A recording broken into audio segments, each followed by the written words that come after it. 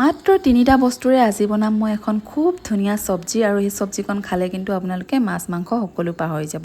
এফালে লৈ লৈছোঁ পটল 4টা আৰু পটলকেইটা মই এনেকৈ ফালি পেলাই ধুনীয়াকৈ একদম চুচি বাকলি চাকলি চুচি তাৰপিছত ফালি ল'লোঁ। ফালি কিনে ইয়াতে দি দিলোঁ হালধি গুড়ি, জলকীয়া গুড়ি আৰু অকণমান নিমখ, খুব ধুনীয়াকৈ মিক্স কৰি ল'লোঁ। আৰু এফালে লৈ লৈছোঁ ডিম 2টা বইল কৰি, এইকেইটাও মই ফালি ল'লোঁ আৰু ইয়াতে দি দিলোঁ জলকীয়াৰ গুড়ি, নিমখ আৰু অকণমান হালধি গুড়ি। এইখিনিও কিন্তু খুব ধুনীয়াকৈ হালধি আৰু জলকীয়া গুড়িখিনি মই মিক্স কৰি ল'ম যাতে কুহুমকেইটা ওলাই নাযায়, তাৰ বাবে কিন্তু ধ্যান ৰাখিব লাগিব।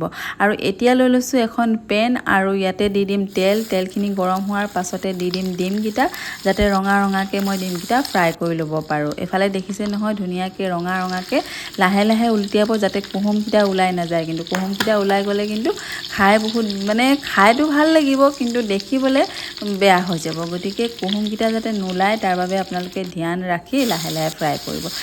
ডিমকেইটা উঠাই ল'লোঁ। এতিয়া সেইখিনি তেলতে দি দিলোঁ পটল কিপিচো সেনেকৈ ৰঙা ৰঙা কৰি ফ্ৰাই কৰি ল'ম। তাৰ বাবে মই ঢাকনাখন অকণমান সময় মাৰি থ'ম যাতে পটলকেইটা সিজি যায় আৰু লগতে ৰঙা ৰঙা হয় ফ্ৰাইও হৈ আহে। এফালে মই অলপ পটল কিপিচ লুটিয়াই দিম যাতে তাৰ ইফালেও ৰঙা ৰঙা হৈ যায়। আৰু যদি মোৰ ৰেচিপিটো আপোনালোকে ভাল পায় তেতিয়া কিন্তু মোৰ ভিডিঅ'টো বহুত বেছি শ্বেয়াৰ কৰিব আৰু মোৰ পেজটো কিন্তু ফ'ল' কৰিবলৈ নাপাহৰিব। আৰু এতিয়া আকৌ এবাৰ ঢাকনাখন মাৰি দিলোঁ যাতে পটল কিপিচ ভাল ধৰণে সিজি যায়।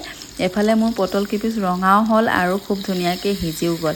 এই চব্জিখন কিন্তু মই বহুত বেছি ভাল পাওঁ। এই চব্জিখন স্পেচিয়েলি মই বেছি ভাল পাওঁ আৰু আজি মই নিজৰ বাবেই বনাইছোঁ। সদায়নো কিমান আৰু হাজবেণ্ডৰ বাবে বনাম, আজি মই নিজৰ বাবেই বনাইছোঁ। তেলখিনি গৰম হ'ল, সেইখিনি তেলতে মই লং, ইলাচি আৰু দালচিনি এপিচ দি দিলোঁ। সেইখিনি মই ফুটি আহোঁতে পিঁয়াজ দি দিলোঁ, তাৰপিছত দি দিলোঁ আদা নহৰুৰ পেষ্ট।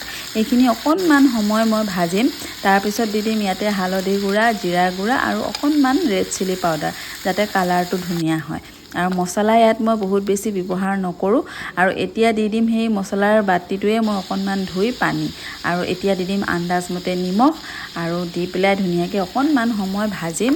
ভাজি পেলাই মই ইয়াত দি দিম যিখিনি পটল ফ্ৰাই কৰি ৰাখিছিলোঁ, এই পটল কিপিচ ইয়াতে দি দিম। দি পেলাই অকণমান সময় ভাজিম। আৰু এতিয়া দিম এটা মই স্পেচিয়েল বস্তু, সেইটো হৈছে গাখীৰ।